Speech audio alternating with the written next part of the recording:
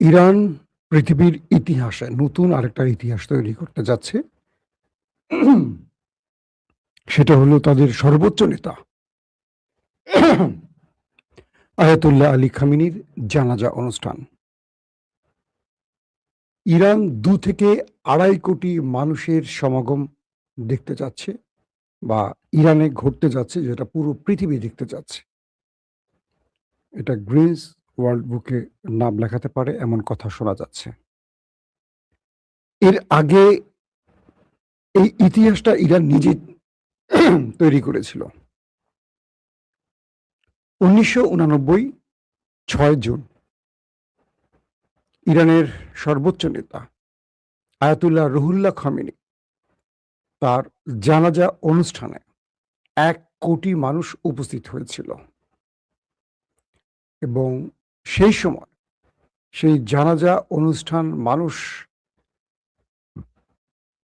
যে উপচে পড়া মানুষের চাপ তৈরি হয়েছিল, সেখানে ৮ জন প্রাণ হারিয়েছিল। ১১,০০০ আহত হয়েছিল এবং মানুষের চাপ মোকাবেলা করতে না পেরে নিরাপত্তা বাহিনী আইআরজিসি সে অনুষ্ঠান একদিনের জন্য পিছিয়েও দিয়েছিল। মানুষ শুধু এক নজর দেখার জন্য রুহুল্লাহ খামেনিকে এমনভাবে চাপ তৈরি করে শেষ পর্যন্ত ৮ জন মানুষ মারা যায়। প্রায় ৩৩ সেলসিয়াস গরম ছিল সে সময় এবং ১১,০০০ মানুষ গুরুতর আহত হয়। এবার সেই ইরানে ১ কোটি নয়, প্রায় ২ থেকে ২.৫ কোটি মানুষ উপস্থিত হতে যাচ্ছে। ইতিমধ্যে পৃথিবীর অর্ধশত রাষ্ট্রের প্রতিনিধিরা ইরানে পৌঁছে গেছে। প্রায় ৯০টি দেশ থেকে মানুষ, ডেলিগেটরা উপস্থিত হবে। বলা হচ্ছে এই অনুষ্ঠানে আয়াতুল্লাহ আলী খামেনির ছেলে, বর্তমান সুপ্রিম লিডার মুস্তফা খামেনি প্রকাশ্যে উপস্থিত হবেন না। তার প্রধান কারণ হলো ইসরায়েল। ইসরায়েল কোনো অ্যাসাসিনেশন চালাতে পারে, মোসাদ বা সিআইএ কোনো একটা গুপ্ত হত্যা চালাতে পারে এই মানুষের ভিড়ের মধ্যে। কারণ ২ কোটি ২.৫ কোটি মানুষকে সামাল দেওয়ার মতো পৃথিবীর কোনো আইন শৃঙ্খলা বাহিনী নেই। এটা বলে লাভ নেই। তো এই অবস্থার মধ্যে আয়াতুল্লাহ আলী খামেনি বা হামাসের খুব গুরুত্বপূর্ণ লিডার কিংবা হিজবুল্লাহর কোনো গুরুত্বপূর্ণ লিডার নাঈম কাসেম হতে পারে, আবার খালেদ মিশেল হতে পারে, হাইয়া হতে পারে হামাসের, আবার এটা কি বলে হুতিদের সর্বোচ্চ নেতা, তিনি প্রকাশ্যে আসবেন না। তারা হয়তো ইরানে উপস্থিত হবেন গোপনে, কিন্তু প্রকাশ্যে তাদের হয়তো দেখা যাবে না।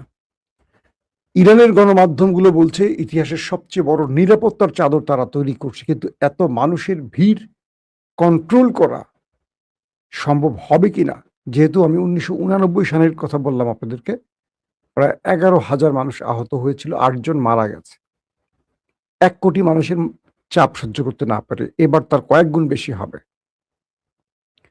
তো ইরানের বর্তমান অবস্থা সেদিকে যাচ্ছে এবং পুরো পৃথিবী তাকিয়ে আছে আয়াতুল্লাহ আলী খামেনির শেষ জানাজা, অর্থাৎ তার জানাজার অনুষ্ঠান দেখার জন্য। এটি টেলিভিশনগুলোতে সম্প্রচার হবে সরাসরি, অনেকগুলো টেলিভিশন, সেটা আমরা আপনাদের পরবর্তী জানাবো। দ্বিতীয় গুরুত্বপূর্ণ খবরটি হলো, যেই শিরোনাম দেখে আপনারা আজকে সংবাদে ঢুকেছেন, যখন ইরান এবং আমেরিকার মধ্যে আলোচনা চলছিল শান্তি প্রতিষ্ঠায়, তখনও ইসরায়েল তার মিশন বন্ধ রাখেনি। নেতানিয়াহুর নির্দেশে মোসাদ এবং নেতানিয়াহুর নির্দেশে ইরানের যে যুদ্ধ ক্যাবিনেট বা যেই আইডিএফ বাহিনীর আকাশ ব্যবস্থা, তারা পাকিস্তানের সেনাপ্রধান এবং ইরানের পররাষ্ট্রমন্ত্রী এবং স্পিকার বাগের গালিবাফকে হত্যার পরিকল্পনা করে। কিভাবে পরিকল্পনা হয়, কিভাবে সেটা ব্যর্থ হয়, পুরো স্টোরিটা আমি আপনাদের শোনাই। আজকে মার্কিন গণমাধ্যম নিউ ইয়র্ক টাইমস, আমি বলছি না এগুলো বানোয়াট কথা নয়, মার্কিন যে গণমাধ্যম নিউ ইয়র্ক টাইমস, তারা আজকে এই প্রতিবেদনটি প্রকাশ করেছে, আমি যেটা এখন বলছি আপনাদের। পাশাপাশি ইরানের কিছু গণমাধ্যম গত সপ্তাহখানিক আগে এই খবরটি প্রকাশ করেছিল। সেই খবরটি আমরা আপনাদের দিয়েছিলাম। আজকে নিউ ইয়র্ক টাইমস আরো আপডেট কিছু তথ্য দিয়েছিল, সেটা আপনাদের এখন বলবো। যখন আব্বাস আরাকচি এবং বাগের গালিবাফ পাশাপাশি মার্কিন উপপ্রেসিডেন্ট তারা একসাথে মিটিং করছিল, জেডি ভেন্স, আব্বাস আরাকচি এবং বাগের গালিবাফ পাশাপাশি পাকিস্তানের সেনাপ্রধান আসিম মনির। এই বৈঠকটি ইসলামাবাদে যখন চলছিল তখন নেতানিয়াহু ইরানের ডেলিগেটদের উপর, ইরানের এই মুহূর্তে সবচেয়ে রাজনৈতিক পাওয়ারফুল দুই নেতাকে হত্যার পরিকল্পনা তৈরি করে।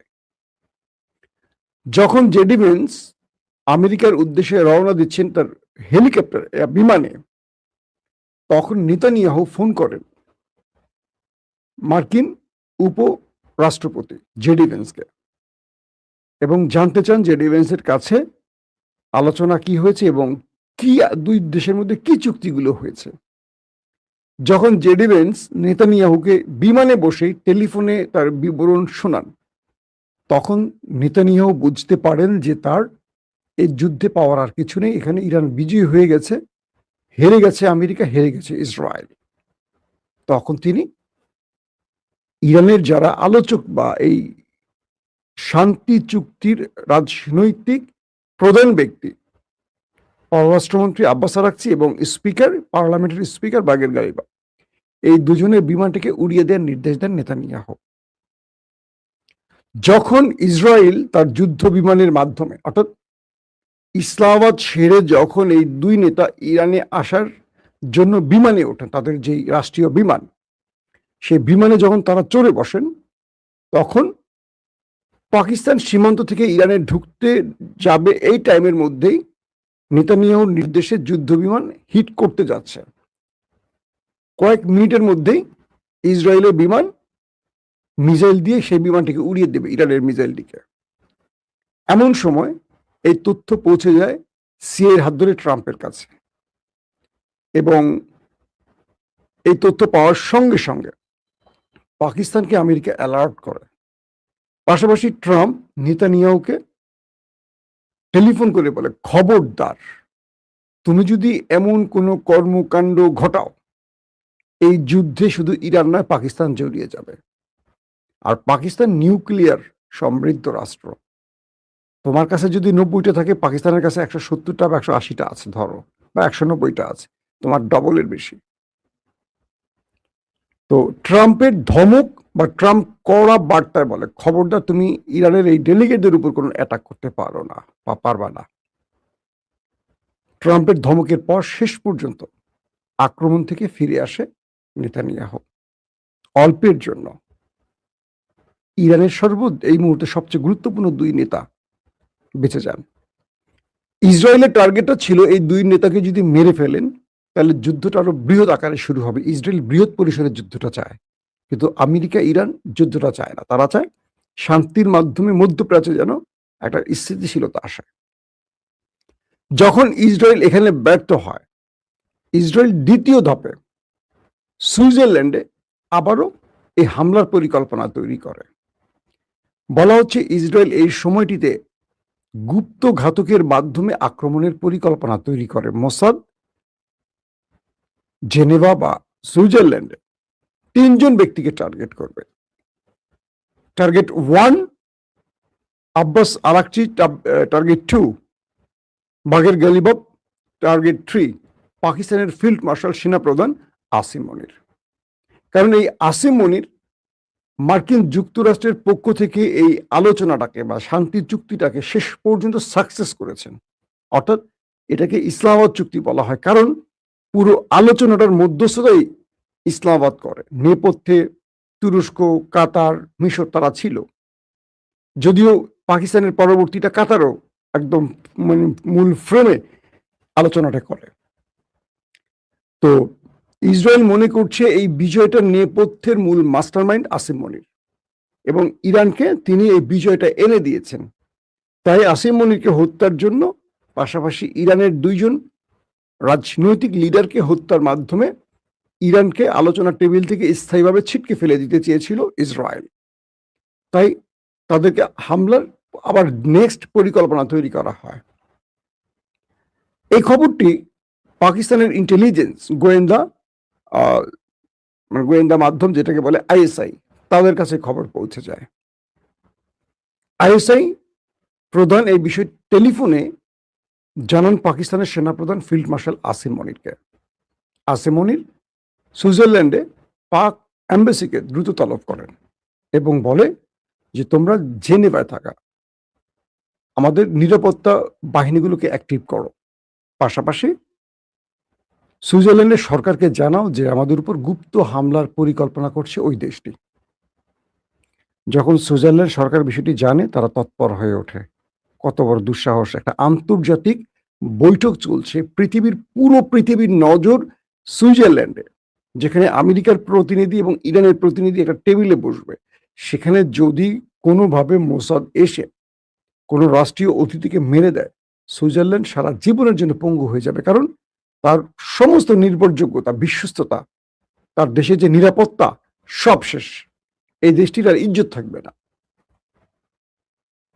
তো সেই সময় মোসাদকে পাকিস্তানের ইন্টেলিজেন্স আইএসআই একটি বিশেষ কোডে সাইফার বা বিশেষ যে কোডিং পদ্ধতিতে মেসেজ পাঠায়। সেখানে বলা হয়, যদি পাকিস্তানের সেনাপ্রধান বা ইরানের রাষ্ট্রীয় অতিথিরা এই আলোচনায় আক্রান্ত হয়, পাকিস্তান ইসরায়েলের সাথে ফুল ফ্রেমে যুদ্ধে জড়াবে এবং পাকিস্তান ইসরায়েলের নিউক্লিয়ার অ্যাটাক চালাবে যদি আসিম মনিরের গায়ে একটা আঁচল লাগে, কারণ সে তো সেনাপ্রধান, তার পকেটে হলো কি বলবো নিউক্লিয়ারের চাবি। এক, তিনি ফিল্ড মার্শাল; দুই, তিনি সেনা প্রধান; তিন, তিনি বর্তমান অদৃশ্য সরকারের প্রধান। তো আইএসআই পক্ষ থেকে মোসাদকে মেসেজ দেয়া হয়, যদি আসিম মনির আক্রান্ত হয় তাহলে পাকিস্তান ওই দেশটিতে অ্যাটম বোমা বা নিউক্লিয়ার অ্যাটাক চালাবে। কোনো যুদ্ধ ইরানের মধ্যে যুদ্ধ করবে না, তারা আছে ঝুড়িতে নিউক্লিয়ার মেরে দিয়ে বসবে। এই বার্তাটি সিএর কাছেও পৌঁছায়। আবারও ট্রাম্প বা সিআইএ মোসাদকে সতর্ক করে বলে যে ট্রাম্প তোমাদেরকে প্রথম পরিকল্পনা থেকে থামিয়েছে, তোমরা আবার সুইজারল্যান্ডের দ্বিতীয় একই পরিকল্পনা তৈরি করেছ। এবং ইরান পাশাপাশি ইরানের এম্বাসি এবং পাকিস্তানের এম্বাসি একটা বড় যুদ্ধের ঘোষণা দিয়ে বসে ওই সময়টা। যদি কোনো রকম আক্রান্ত হয় তাহলে স্থায়ী মধ্যপ্রাচ্যে নয়, কয়েকটি মুসলিম দেশে সম্মিলিত আক্রমণ হবে, ইসরায়েলে এই ঘোষণা চলে আসে। পাশাপাশি সিআইএ এবং মোসাদের মধ্যে যে আলাপচারিতা হয়, সেখানে জানা যায় যে আমেরিকা প্রশাসন নেতানিয়াহুকে আবারও থামায় এই যাত্রায়। নেতানিয়াহু আসলে চাচ্ছিলটা কি? তিনি জানেন যে এই আলোচনার মাধ্যমে ইরান পুরোপুরি বিজয়ী হয়েছে এবং তিনি চাচ্ছেন মধ্যপ্রাচ্যে একটা বড় যুদ্ধ বাঁধুক, কারণ তাদের তালমুদ, তাদের যে ধর্মগ্রন্থ, এই তালমুদ বলছে মধ্যপ্রাচ্যে একটা বড় শক্তিশালী যুদ্ধের মধ্য দিয়ে তাদের মাসিহা দাজ্জাল আসবেন এবং তিনি এসে পুরো পৃথিবী বিজয় লাভ করবেন। তো এখন যদি শান্তি চুক্তির মাধ্যমে যুদ্ধটা থেমে যায়, তাহলে মাসিহা আসার পথ বন্ধ হয়ে যাবে।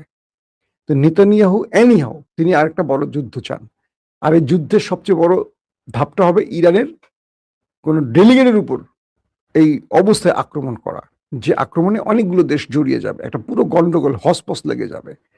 এই জন্য ইরান আমেরিকা আলোচনার মধ্যে ইসরায়েল একাধিকবার লেবানন হিট করেছে, গাজা হিট করেছে, কারণ তারা যুদ্ধটা কন্টিনিউ করতে চায়। পাশাপাশি আসছে অক্টোবরে ইসরায়েলের নির্বাচন। এই নির্বাচনে নেতানিয়াহুর পরাজয়ের সম্ভাবনা 99.99999999, তার মানে পুরোটাই সম্ভাবনা। এখান থেকে ব্যাক করতে পারে অলৌকিক কিছু। এই অলৌকিক কিছুর জন্য তিনি একটা বড় আকারের যুদ্ধ চান। এটা হলো ডিটেল হিস্ট্রি আমি আপনাদের বললাম। এখন নেতানিয়াহু যুদ্ধে হেরে গেলে জেলে যাবেন, নির্বাচন হেরে গেলে জেলে যাবেন। তার লাস্ট ঠিকানা জেল, যেটা ট্রাম্প বলেছে তোমাকে আমি বাঁচিয়ে রেখেছি, আমি তোমার পাশে না থাকলে তোমার ঠিকানা হবে জেলে। ট্রাম্প বলেছিল না এই কথাটাই।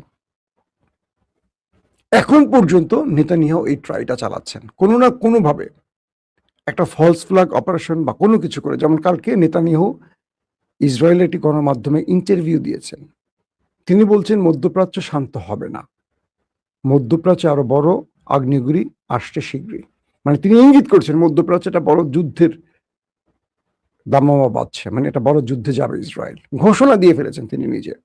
এবং তিনি বলেছেন যে আমরা ইরানকে শেষ করে দিয়েছি এবং ইরানকে আমরা সোজা হয়ে দাঁড়াতে দেব না। নিজের কথা বলছেন না যে নিজের কি অবস্থা হইছে। অর্থাৎ অনেকগুলো আগডুম বাগডুম হিস্ট্রি তিনি বলছেন রাতের সংবাদে সেটা হয়তো জানাবার চেষ্টা করব। তো এই পরিস্থিতির মধ্যে কি বলবো, পৃথিবী একটা বড় বিপদ থেকে বেঁচে গেছে নেতানিয়াহুর এই অ্যাডভেঞ্চার থেকে। পাকিস্তান, ইরান বা আমেরিকা তারা একটা উপযুক্ত সময় উপযুক্ত বার্তার মাধ্যমে ইসরায়েলকে থামাতে পেরেছে। নতুবা আজকে আমরা তৃতীয় বিশ্বযুদ্ধের দিকে বা তৃতীয় বিশ্বযুদ্ধ দেখতে পেতাম। দর্শক, আজকের মতো বিদায় নিচ্ছি। প্রত্যেকে ভালো থাকবেন। আল্লাহ হাফেজ।